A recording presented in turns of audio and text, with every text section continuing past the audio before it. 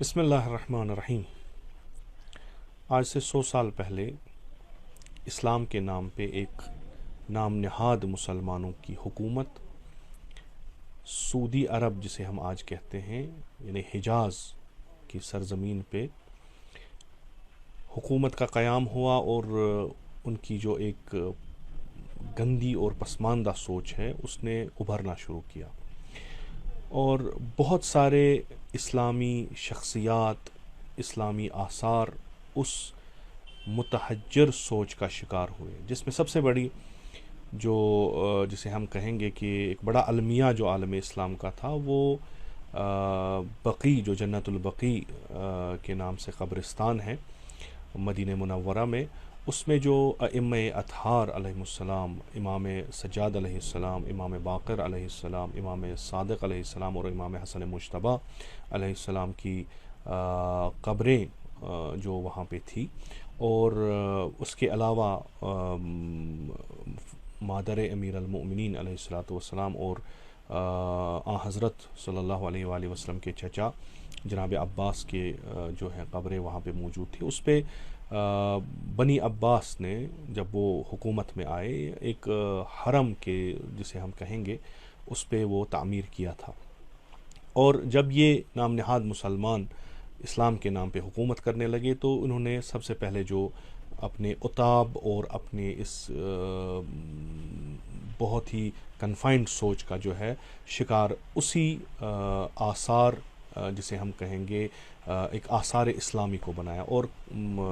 بقی کے اس حرم کو منہدم کیا، جس سے نہ فقط اہل تشیع بلکہ پورے عالم اسلام کے جو بھی فرزندان توحید ہیں ان کے دل مجروح ہو گئے۔ در واقع یہ ایک ایسی سوچ کا اس وقت جنم ہوا جس کا خمیازہ آج پوری دنیا یا بالخصوص جو ہے عالم اسلام بھگت رہی ہے، جو ایک بہت ہی پسماندہ سوچ ہے، بہت ہی محدود سوچ ہے، اور ان کے جو ارباب جو ان کے ہیں، جو ان کے آغا ہیں، جنہوں نے یہ سوچ ابھاری، جنہوں نے اس کی پشت پناہی کی، انہوں نے اس سوچ کو پورے عالم انسانیت میں یا پورے دنیا میں جو ہے پھیلانے کے لیے انتھک کوششیں کی۔ جیسے ہم بالکل جیسے عیاں ہے کہ آل سعود جو آج حکومت کر رہے ہیں، جو اس سوچ کے، یعنی وہابیت کے بڑے وہ جسے ہم کہتے ہیں مبلغین ہیں، ان کا وجود میں آنا جو ہے تاریخ میں بالکل واضح ہے، کیسے برٹن نے یا انگریزی حکومت نے کیسے ان کو وجود میں لایا، اور امریکہ نے کیسے ان کی پشت پناہی کی اور کرتے بھی رہے ہیں، جو وقتاً فوقتاً ان کے جو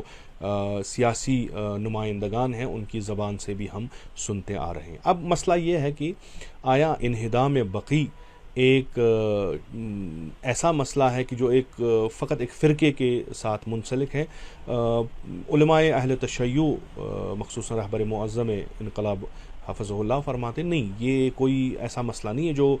منحصر ہو شیعہ طبقے کے لیے، بلکہ ایک گہری سازش ہے جو اسلام کو بدنام کرنے کے لیے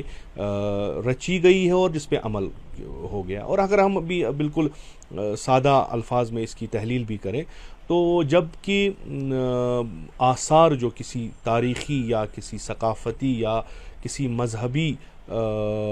قوم کے ساتھ وابستہ ہوتے ہیں، جو یہ آثار ہوتے ہیں، وہ ایک تاریخ خود بخود ہوتے ہیں جو ہر عصر میں، ہر زمانے میں اس وقت کی تاریخ جو ہے وہ دہراتے ہیں، اور ان اشخاص کے بارے میں پتہ چلتا ہے۔ اور اس تفکر نے یہ سوچا کہ ہم ظاہری آثار مٹا کر ان کی جو یہ عظیم شخصیات تھیں، ان کی فکر جو ہے اور ان کی سیرت جو ہے وہ بھی ختم کریں گے، چونکہ جو ان کا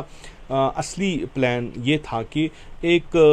ایسا اسلام جو ہے وہ دنیا کے سامنے لائیں جسے نہ فقط غیر مسلمان بلکہ مسلمان بھی نفرت کریں، جس میں قتل و غارت ہو، جس میں مختلف قسم کے ایسے اقدامات ہو جن سے انسانیت بڑی تنگ آ کے اسلام سے منہ موڑ جائے۔ اور شکار جو کچھ ہوا وہ ہمارے سامنے ہے، اور اسی میں یہ بڑا ایک المیہ تھا جو پورے عالم اسلام میں، جسے ہم آج 8 شوال کے، چونکہ اسی روز دوسری دفعہ بقی کا انہدام ہوا، یعنی وہ مزار شریف ڈھایا گیا، قبریں جو ائمہ اطہار کی تھی ان کے اوپر جو گنبد بنایا گیا تھا وہ مسمار ہو گیا، اور آج تقریباً 1 سال ہو گیا۔ اس کو، اور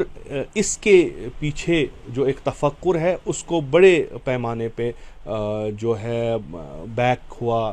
اقتصادی لحاظ سے، دوسرے طریقے سے، تاکہ اسلام جو سامنے آئے وہ اس شکل میں آئے کہ یہ جو وہ ہیں جو بزرگان دین کا نام و نشان تک رکھنا پسند نہیں کرتے، اور اس کو اسلام کا لبادہ اوڑھا گیا۔ اور آج کل جو آپ دیکھتے ہیں یمن میں جو قتل غارت ہو رہا ہے، افغانستان میں قتل غارت ہو رہا ہے، دوسرے جگہوں پہ جو قتل غارت ہو رہا ہے اسلام کے نام پہ، اور جہاد کا جو اس پہ لیبل لگائی جا رہی ہے، اور مسلمانوں کا قتل ہو رہا ہے اور بے گناہ مسلمانوں کا قتل ہو رہا ہے وہ بھی اسلام کے نام کے، در واقع ایک ایسی سوچ سامنے آئی کہ فقط یہی وہ ایک گروپ ہے، یہی وہ ایک جماعت ہے، یہی وہ گروہ ہے جو مسلمان ہیں، باقی جتنے بھی دعویٰ کرتے ہیں کہ ہم مسلمان ہیں وہ ان کی نظر میں کافر ہیں، اور جو بھی ان کے آثار ہیں وہ ختم کرے۔ عالم اسلام کو اس پہ سوچنا چاہیے۔ جو آج کل ہم منا رہے ہیں یہ الحمدللہ ابھی انٹرنیشنل لیول پہ ہو رہا ہے، سوچنا چاہیے کہ یہ چیزیں پورے اسلام کے لیے ٹھیک نہیں ہیں۔ جو یہ شخصیتیں ہیں جن کی یہ قبور ہیں، یہ کوئی معمولی شخصیات نہیں ہیں، اور اس کی بازیابی کے لیے، اس کو دوسری طریقے سے بنانے کے لیے، اپنا ایک درخشان ماضی دوسرے قوموں تک پہنچانے کے لیے علاوہ بر ان کی تعلیمات جو ہے پہنچائی جائے، جیسے ان کی شان ہے اس حساب سے جو ہے ہمیں سعی و تلاش کرنی چاہیے عالمی سطح پہ کہ ہم اس جنت البقیع کو پھر سے آباد کریں، پھر سے کنسٹرکٹ کریں، جس میں سارے مسلمان شامل ہوں، اور اس سوچ سے نفرت کریں، اس تفکر کو چھوڑ دیں، اور اس کی اصلیت جو ہے وہ دنیا کے سامنے لائیں، اور اس سے جو ہے ہماری اسلام کی وہ تعلیمات جو رسول اکرم صلی اللہ علیہ وآلہ وسلم ایک جہانی انقلاب کے طور پہ سامنے لائی، ہم بالکل وہ دنیا تک آج بھی پہنچا سکتی ہے۔ اور ضروری یہ ہے کہ اس کے پس سے پشت جو بھی عناصر ہیں ان کو سامنے لایا جائے کہ کیا یہ واقعاً اسلام ہے جو یہ پھیلا رہے ہیں، یا یہ وہ واقعاً اسلام ناب محمدی صلی اللہ علیہ وآلہ وسلم ہے جس کی یہ تبلیغ کر رہے ہیں، کہ یا یہ وہ اسلام ہے جو اسلام دشمن عناصر لوگوں کے سامنے لانا چاہ رہے ہیں، جیسے انسانیت کو اس سے نفرت ہو جائے۔ اور آج کے دن ہم حقیقتاً تسلیت پیش کرتے ہیں امام زمان اجل اللہ تعالیٰ فرجہ شریف کی خدمت میں، اور تمام عالم اسلام کی خدمت، سب کے دل مجروح ہیں اس روز سے اور اس گھناؤنے واقعات سے۔ تو انشاءاللہ دعا کرتے ہیں کہ ایک دن ضرور آئے گا، مسلمان اٹھیں گے اور اس مکہ مدینہ کو بالکل جو ایک مقدس جگہ ہے اس کو پھر سے وہی تقدس بخشیں گے، اور جو آج کل وہاں کے جو حکمران ہمارے سامنے لا رہے ہیں اس کا تقدس پامال کیا جا رہا ہے مختلف طریقوں سے، کنسرٹ سے، کسی اور چیزوں سے، سنیما ہال کھولنے سے، تو وہ مسلمان جو ہیں دوبارہ اس کی وہ عظمت بحال کریں اور پھر سے وہ بقیع کا حرم ہم بنا سکیں اور ہم سب ان قبور کی زیارت کو جا سکیں۔ السلام علیکم ورحمۃ اللہ۔